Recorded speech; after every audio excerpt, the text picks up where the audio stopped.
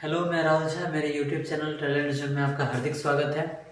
फिर से हम आ चुके हैं आप लोगों के बीच अपने अर्थमेटिक प्रोग्रेशन का दूसरा वीडियो लेकर।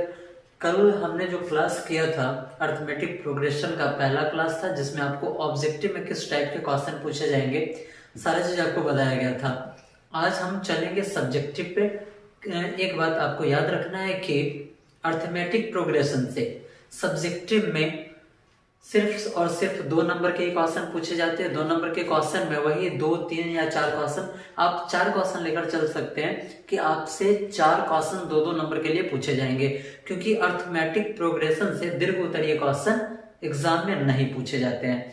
अब हम देखते हैं कि क्वेश्चन का टाइप क्या होगा। इसमें मैं आपको कुल मिलाकर 3 क्वेश्चन करवाऊंगा, जिसमें से आज अभी 2 क्वेश्चन करवा रहा हूँ और एक क्वेश्चन मैं कल आपको करवाऊंगा जो योगफल पर क्वेश्चन होगा। और एक बात और, मेरे कुछ भाइयों की डिमांड है कि हम जो आपको सब्जेक्टिव पढ़ा रहे हैं, सब्जेक्टिव के साथ साथ ऑब्जेक्टिव की भी तैयारी करवाएं।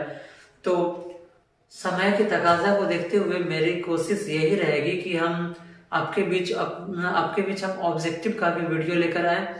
और आज तो संभव नहीं है, उम्मीद करता हूँ कि कल से ऑब्जेक्टिव, और एक दिन में एक सेट में क्या है कि अगर हम मॉडल सेट ही उठाते हैं या कुछ भी उठाते हैं तो एक सेट में 100 क्वेश्चन दे रहा है, तो एक दिन में 100 क्वेश्चन तो करवाना संभव है नहीं।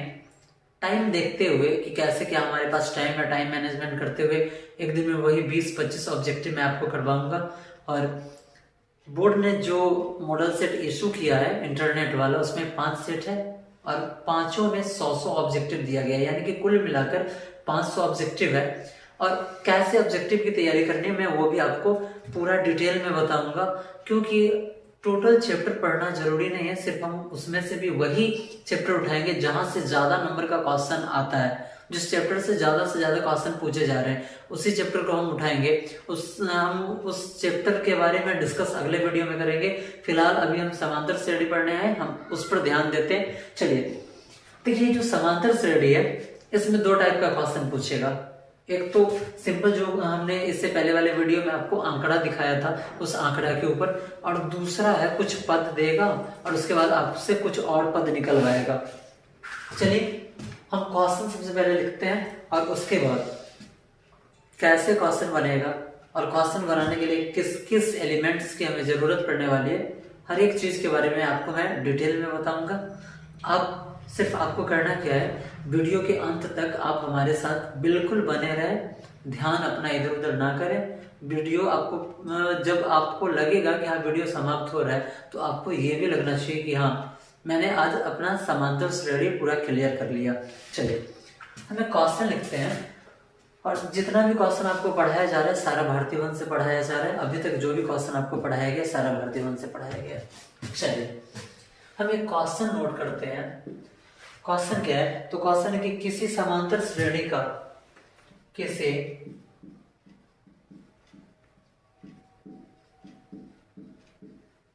किसी समांतर श्रेणी का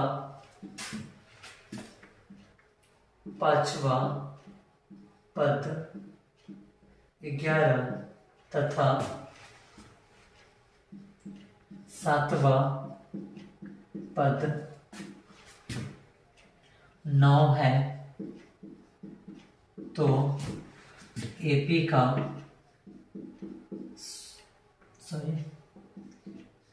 16वां पद ज्ञात करें।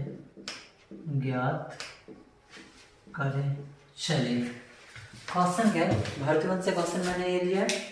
क्वेश्चन है कि किसी समांतर श्रेणी का 5वां पद 11 तथा 7वां पद 9 है, तो एपी का 16वां पद आपको निकालना है।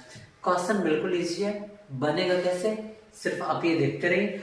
अब कुछ पॉइंट्स है जो मैं आपको बता रहा हूँ। देखिए, अगर चौथा पद पूछे ना, अगर एपी का चौथा पद यानी कि A4 पूछे, तो इसका आंसर A+3D आता है। अगर आपसे छठा पद यानी कि A6 पूछे तो आपको A+5D कर देना है। अगर आपसे एपी का 9वां पद यानी कि A9 पूछे तो आपको A+8D कर देना है।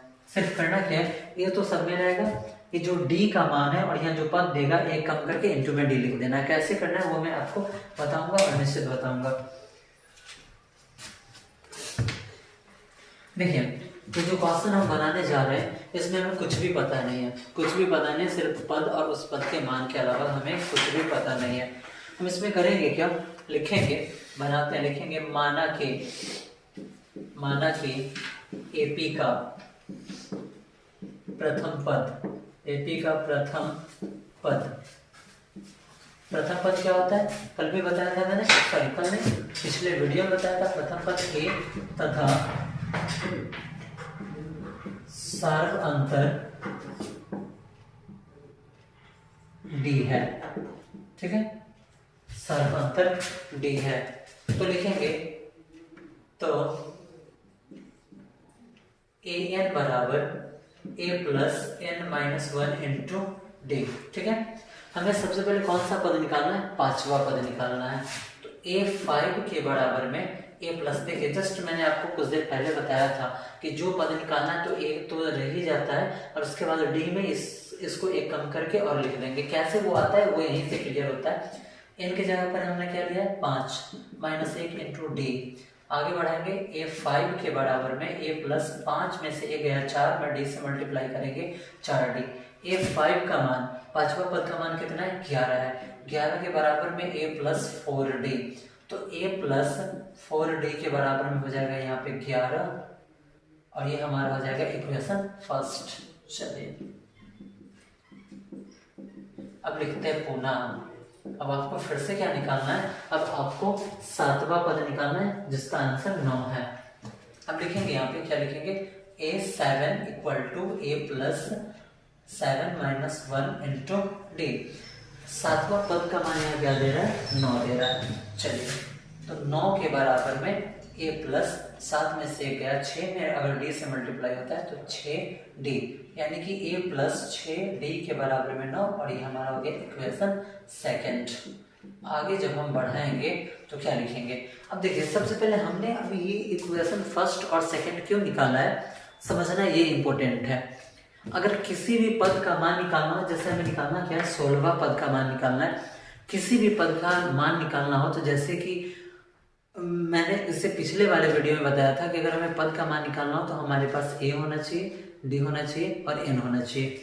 हमें सिर्फ पद यानी कि n मिलना है, ना तो हमारे पास a है और ना d है।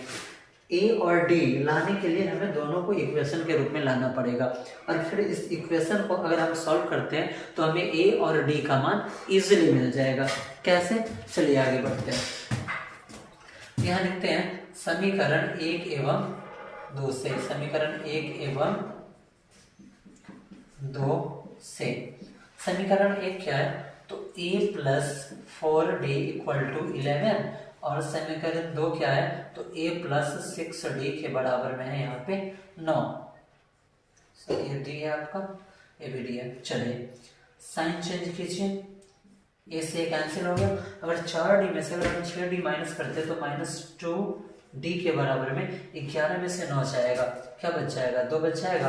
तो d का मान, d के मान को हम क्या लिखेंगे 2 और ये -2 मल्टीप्लाई में इधर आया तो डिवाइड में, अगर इसको हम कैंसिल करते तो कितना मरतबे कटेगा 1 मरतबे।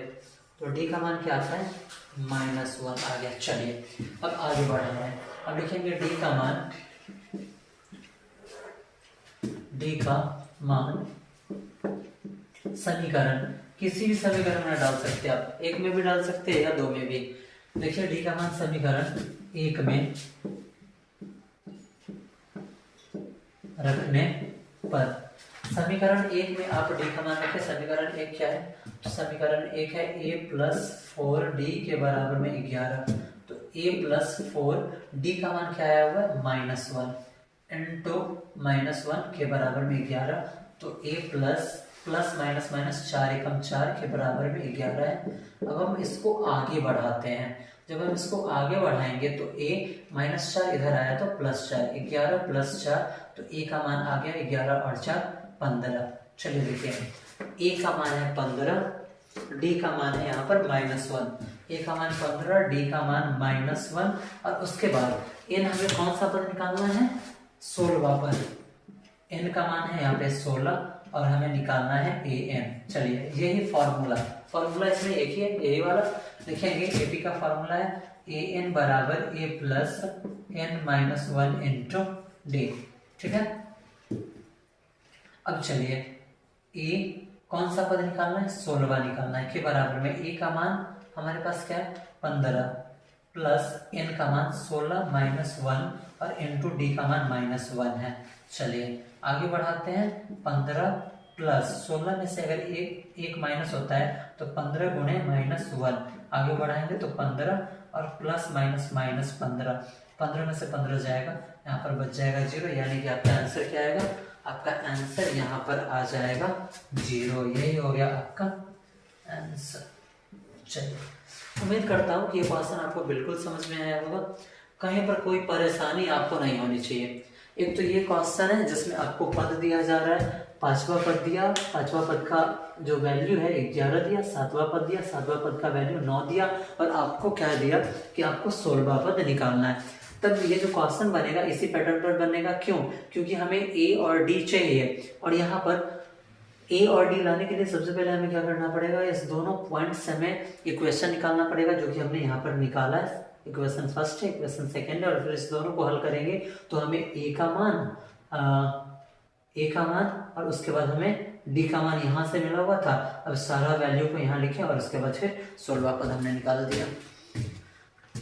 चलिए इसके अलावा एक और क्वेश्चन है जो मैंने कल एग्जाम्पल लिया था, उसी पे बन जाएगा, और वैसे वो क्वेश्चन मैं आपको बता भी दिया हूँ। उम्मीद करता हूँ कि आपको समझ में आ गया होगा। अब एक क्वेश्चन मैंने इससे पहले बोला था कि 2 क्वेश्चन, लेकिन अब मुझे अभी याद आया कि मैंने कल आपको एक क्वेश्चन करवा दिया था।